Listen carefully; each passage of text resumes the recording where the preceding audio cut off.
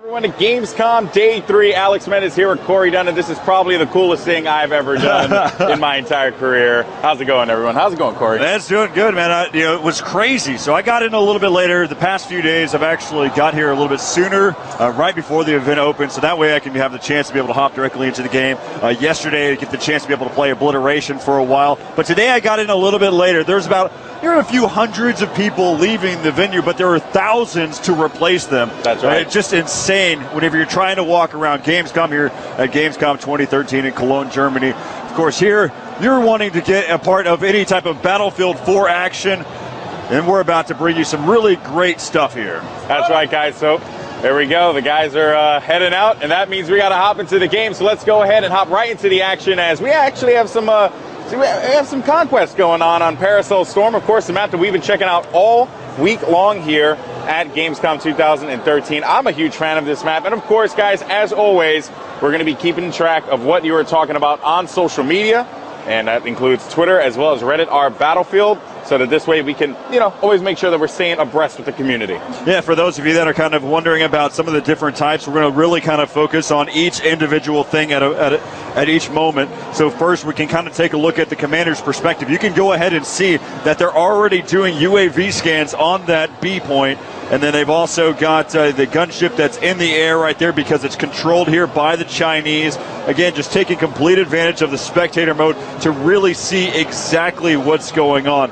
So right out of the gates, it looks as if this Chinese team has taken complete control. Let's go ahead and start to look around. Now we're in the first-person view. We can take advantage of the squad list that is provided by the spectator mode. For those of you that are still kind of questioning, I get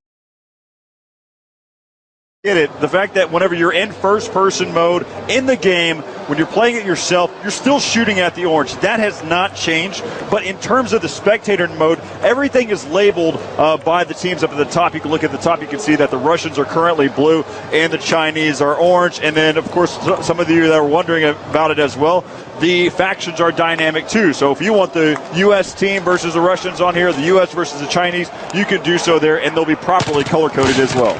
Yeah, and also, a lot of things about the spectator mode that people have been asking me in regards to the squad selection. So you can actually see Corey cycling through the squad selection right there. Just jumped over to Alpha 25. He is currently going to be playing the Scout class. And the cool thing about this is that it's ever-changing, right? So Daniel Matros is one of the guys who designed this. Actually, he's the guy who designed this. He said to me the other day, we're going to constantly be revising it. And one piece of feedback that I gave him, I'm like, I really want to see this implemented, is you can see right there where it says Delta, you see kills 7, deaths 10. And that's great because it's giving you the squad's overall total kills and deaths. But I want to know what the individual is doing without me having to hit the tab button.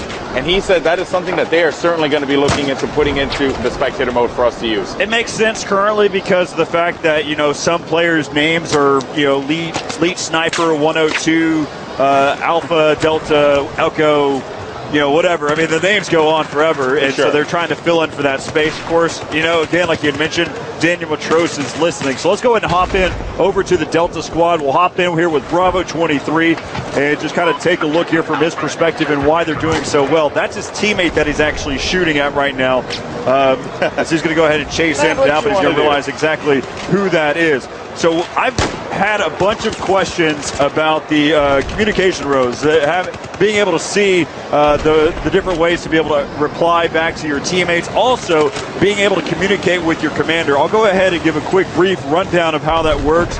You still have the chance whenever you're under some gunfire, when you've taken some damage, you can ask for a medic. You can say, I need a medic, or go, go, go, affirmative, thank you. All those good things that you usually need, especially for me, I always need a ride. And usually I get left, but still, it's okay. It's okay. It's okay. I'll say I'm sorry or whatever that I need to here in the communication rows as well. But if you're the squad leader, you do have the ability to request an objective, an attack or defend objective, or you can sit there and request a scan, request a supply drop. You can request an order, you can request a vehicle, and if a commander delivers some type of objective for you to do, you can actually accept or deny as a squad leader. Really? Yep, wow. So there you go. There's all the information that you want. Of course, we won't be able to show you exactly But there you go. You can accept, deny, you can request a scan, request a supply, order, and also a vehicle. And mind you, this is all just with using features within the game itself, right? Using the commands that you have laid out to you. And you just saw right there that our friend Bravo 23 got taken out, hopping on board Bravo 16 here. I got Bravo 17. Bravo 17. He's in the gunship right now. Nice. So bear in mind that you should always be able to talk to your commander in TeamSpeak, or if you're an Xbox Live player, probably whip out that party chat, who knows. So, and we are going to get, because I know that's something I want to know as far as, voice applications, right, what you can use in the game. So we are going to have a couple opportunities to do some interviews today, and we're going to be asking the people who would be able to provide those answers for you fine people. Right, we'll be asking the questions of whether or not you can communicate with your teammates all across the radio command, and also asking whether or not the enemy can hear you whenever they're close to you, just kind of getting a real perspective. Again, there is realism in Battlefield 4, but also keeping the fun factor. You don't want to go super realism, but again, there's realism parts to it, but at the same token, it's still fun and enjoyable at the same time. Yeah, and so then I want to get into some more of the finer details, right?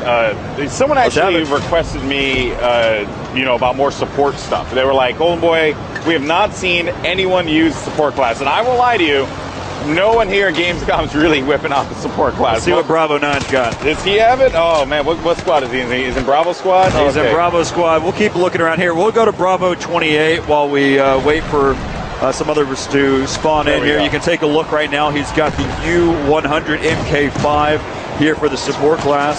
We'll go ahead and go back into first-person mode. He's going to be on the Chinese, shooting at the Russian. That's going to be any of the blue indicators. That's right. So I wanted to talk a little bit about the the support class, and as well as the shotguns too, because that was something that a lot of people were asking me.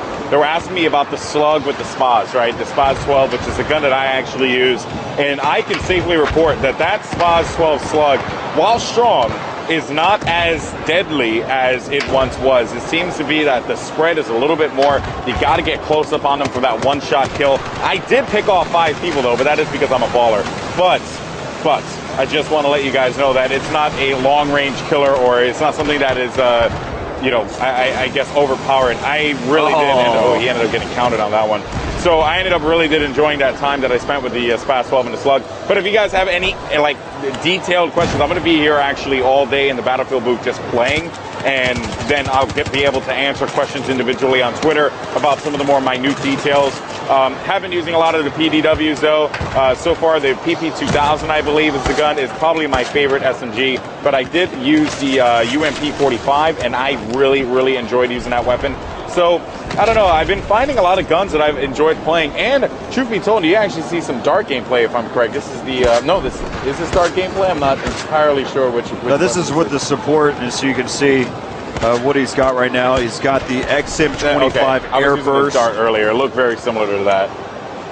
So just a quick little rundown for those of you that are shotgun users. Just overall, you've got the QBS-09, the 870 MCS, the M1014 Hawk 12 gauge, the Sega 12K, the SPAS 12, as well as the UTS 15 and the DBV 12. So those are all the different available here at this current point here in Battlefield 4 while we're in the Alpha Point. Now there was also a question while we were covering Obliteration yesterday, during day 2, was whether or not you could pick up the bomb while you were in a transport vehicle. So whether you're in an ATV, whether you were in a helicopter, any vehicle that is, as long as you're inside something. With that being said, from my recollection, we'll still ask the questions. We'll still do some more testing and figure that out. But I'm almost positive that you can't, because I tried to be able to pass over the bomb whenever I was in the helicopter. I'm a terrible pilot. That may be the reason why I wasn't able to pick up the bomb, but I'm going to go and assume it's very similar to capture the flag. Yeah, you're going to have to actually put the boots on the ground to be able to grab it. That's what I did. So, and I've seen that a few times. Another thing that I'm actually going to be bringing up here as well is the when you aim into like an objective. So like if I go through the ADS and I aim down the sights and look at C, which or any of the other like points of interest. Oh, that guy. Oh no! Wow. there's no, it doesn't fade out, so it still is a very like bold color, and sometimes could result in you not seeing what's in front of you. Maybe once or it doesn't happen all the time, but it happens occasionally. That's something that I am going to be bringing up, because that certainly is something that is interesting to me, especially as a player that is very objective focused. I like to focus myself on, you know, making sure that the flags are secure and stuff like that. So something I'm going to be looking into without a doubt. We are going to be showing more recon gameplay as well, so do not worry about that. Hopefully we get some good snipers in there, but there you can actually see that levolution taking place as that warship ends up gliding right into the sea firebase island, and pretty devastating. And it does create quite a bit of a stir up there with the gameplay, because you have to go around the boat, and you only have one way, so it's ultimately this choke point. You can go on top of it. Yeah. I just wanted to make sure that it didn't get lost in translation. You can utilize. There's a ladder right there that you can go up on top of. There was questions about whether or not you could use either one of these, the CRAM or the anti-air there, and you cannot. So those are both just fixed points there up on top. You cannot utilize them. Just kind of give you a general overview of what we're looking at there. So just kind of let's go ahead and browse around now. You can see here, we'll hop on with Bravo 31 currently. One of the things I want to sit there and mention that we haven't done yet, we didn't say this at E3, we haven't mentioned it yet here at Gamescom. I love the blue tent. I'm happy we're back to this beautiful looking blue world that we live in, opposed to everything just seems so great. Colors were different there in BF3. There was a point where game developers thought that everything needed to be brown. And I'm happy we're back to this. And I'm glad that, because I mean, you still I love have the contrast of the fire in the background. Yeah, you still have that though in some of the maps, because again, it's like certain cityscapes, have that style to it, right? But when you go to like a lush forest and whatnot, it shouldn't look bland. Oh wow. Yeah. Bravo 29 is 20-2. Bravo 17 is 17-1. So we'll stay here with Bravo 29, who currently has the most kills. So we'll take a look here at exactly what he's been using so far. He's an engineer. He's got the CZ3A1. He's got the Cobra red dot sight, my preference as well. And he's got the flash hider and the angled grip. Taking a lot of damage, though, in that fire. So those of you that are kind of questioning whether the fire can make an impact on you as well. It can. Yep. Can't walk through the fire and flames. You will get burned. Yeah, pretty much. Unfortunately, he killed himself, though. Yeah, there's ground there, too. Just like diving in cliff diving, that same can make an impact here. I do want to talk about something as well. This just goes back to some of the other weapons that I saw that people really wanted us to focus on. Was I believe it's the SA-18 IGLA or SA-9. It's the IGLA, basically. It is the anti-air lock-on rocket, and at first I never used it before, so at first I was a little confused, and I was like, Corey, what do I do? How do I shoot it, bro? And he's like, you have to stay locked on him. I was like, hey. Everything comes. I can tell you right now, I was just tearing it up. Like anyone in the air and they saw me, I shut them down. But I didn't one-shot them. A lot of them were damaged, and then I ended up like being the finishing touch on it. But you got to stay locked on them. It's actually a really cool rocket launcher. Get a chance to use it, So just some things that people were asking us, specific stuff that I wanted to cover on the stream. Very similar to BF3, the same type of use case, just trying to be able to take out any anti-air. So there we go. So I mean, that's pretty much what we have there for the first kind of little look at here on Conquest here for Paracel Storm. Again, if you have any questions, make sure you send us a tweet. I am paying attention. I'm looking here through social media there on twitter.com. You can see at considereit_done or at goldenboyftw. Also, we're looking over on Reddit. That's our Battlefield. I may dive back into Twitch chat. I'm a little scared. I'm always nervous about doing something like that, but I'll probably do that as well, as long as you keep your comments to very constructive comments out there. Yeah, and I'd like to see that happen. Yeah, well, that'd be awesome. Of course, going through the Twitters here to see if you guys are saying why do gunships have 4 seats compared to 2 in BF3? That's something that I guess we'll ask. But you can spawn into the gunship, and I think you could just spawn into it. I'm not even sure though because I think there's only like 2 guns on the gunship. I think it's just like the one on the left and the right.